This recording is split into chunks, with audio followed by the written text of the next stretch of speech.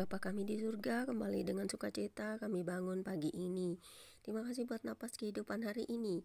Dan berikan kami kekuatan, kesehatan untuk kemampuan kami melakukan semua aktivitas kami hari ini dengan baik. Dan selalu mengingat akan firman-Mu. Karena setiap perjalanan hidup kami, Kau disertai firman akan selalu membuat kami kuat. Dan selalu di hati kami ada puji-pujian, penyembahan kepadamu. Dalam hati dan jiwa kami, hidup kami penuh dengan puji-pujian kepada Tuhan, Sang Agung Pencipta kami. Terima kasih Tuhan Yesus, biarlah kuasa-Mu terus menyertai kami melalui firman-Mu saat ini, dan mengurapi hamba-hamba-Mu di seluruh muka bumi ini, untuk tetap menjadi pelaku-pelaku firman dan menjadi penginjil-penginjil sejati bagi dunia ini. Terpujilah Engkau Bapa di surga, haleluya. Dengan urapan Roh Kudus-Mu kami sambut firman-Mu pagi ini dengan sukacita. Biarlah hari ini kami bisa menjalankan semua aktivitas kami dan selalu mengingat firman-Mu. Amin. Pembacaan Alkitab firman Tuhan pagi hari ini terambil dari kitab surat Yudas 1 ayat 1 hingga dengan ayat yang ke-25. Dan Yudas 1 ayat 1 hingga dengan ayat yang kedua dengan perikop salam yang berbunyi demikian. Dari Yudas hamba Yesus Kristus dan saudara Yakobus, kepada mereka yang terpanggil, yang dikasihi dalam Elohim Bapa, dan yang dipelihara untuk Yesus Kristus. Rahmat, damai sejahtera, dan kasih karunia dan kasih kiranya melimpahi kamu. Kemudian Yudas 1 ayat 3 hingga dengan ayat yang ke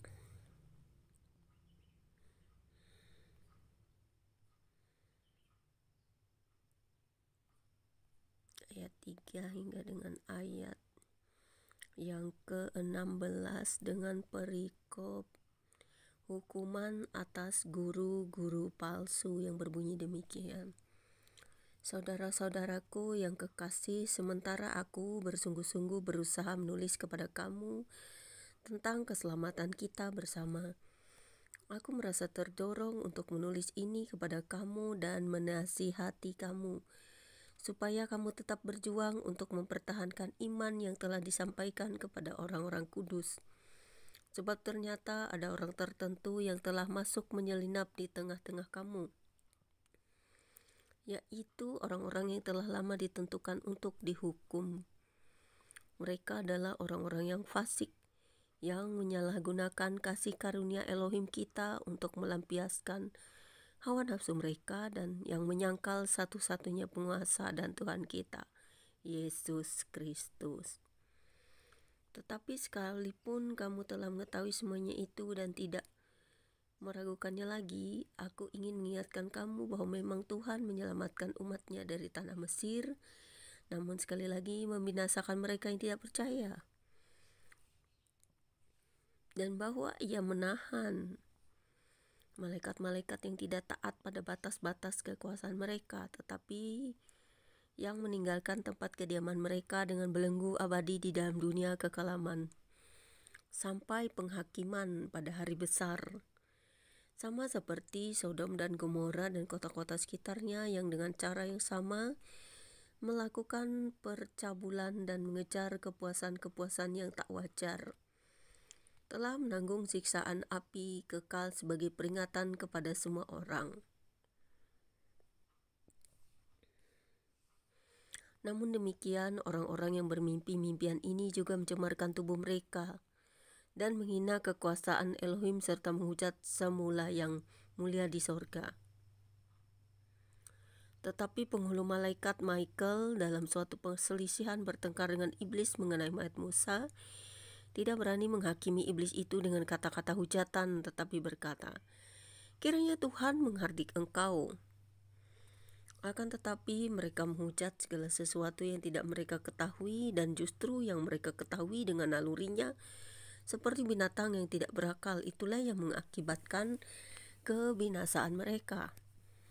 Celakalah mereka karena mereka mengikuti jalan yang ditempuh Kain, dan karena mereka oleh sebab upah menceburkan diri ke dalam kesesatan Bileam, dan mereka binasa karena kedurhakaan seperti Korah.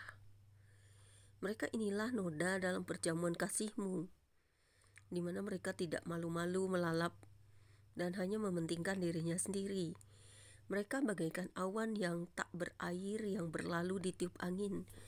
Mereka bagaikan pohon-pohon yang dalam musim gugur tidak menghasilkan buah. Pohon-pohon yang terbantun dengan akar-akarnya dan yang mati sama sekali. Mereka bagaikan ombak laut yang ganas, yang membuihkan keaiban mereka sendiri. Mereka bagaikan bintang-bintang yang baginya telah tersedia tempat di dunia kekalaman untuk selama-lamanya. Juga tentang mereka, Henoh, keturunan ketujuh dari Adam, telah bernubuat katanya, sesungguhnya Tuhan datang dengan beribu-ribu orang kudusnya, hendak menghakimi semua orang dan menjatuhkan hukuman atas orang-orang fasik, karena semua perbuatan fasik yang mereka lakukan dan karena semua kata-kata nista yang diucapkan orang-orang berdosa yang fasik itu terhadap Tuhan. Mereka itu orang-orang yang menggerutu dan mengeluh tentang nasibnya hidup menuruti hawa nafsunya, tetapi mulut mereka mengeluarkan perkataan-perkataan yang bukan-bukan dan mereka menjilat orang untuk mendapat keuntungan. Kemudian Yuda 1 ayat 17 hingga dengan ayat yang ke-23 dengan perikop baru, nasihat-nasihat untuk meneguhkan iman yang berbunyi demikian. Tetapi kamu, saudara-saudaraku yang kekasih, ingatlah akan apa yang dahulu telah dikatakan kepada kamu oleh rasul-rasul Tuhan kita Yesus Kristus. Sebab mereka telah mengatakan kepada kamu, menjelang akhir zaman akan tampil pengecek-pengecek yang akan hidup menuruti hawa nafsu kefasikan mereka. Mereka adalah pemecah belah yang dikuasai hanya oleh keinginan-keinginan dunia ini dan yang hidup tanpa Roh Kudus. Akan tetapi kamu, saudara-saudaraku yang kasih, bangunlah dirimu sendiri di atas dasar imanmu yang paling suci dan berdoalah dalam Roh Kudus. Peliharalah dirimu demikian dalam kasih Elohim sambil menantikan rahmat Tuhan kita Yesus Kristus untuk hidup yang kekal. Tunjukkanlah belas kasihan kepada mereka yang ragu-ragu. Selamatkanlah mereka dengan jalan merampas mereka dari api. Tetapi tunjukkanlah belas kasihan yang disertai ketakutan kepada orang-orang lain juga, dan bencilah pakaian mereka yang dicemarkan oleh keinginan-keinginan dosa.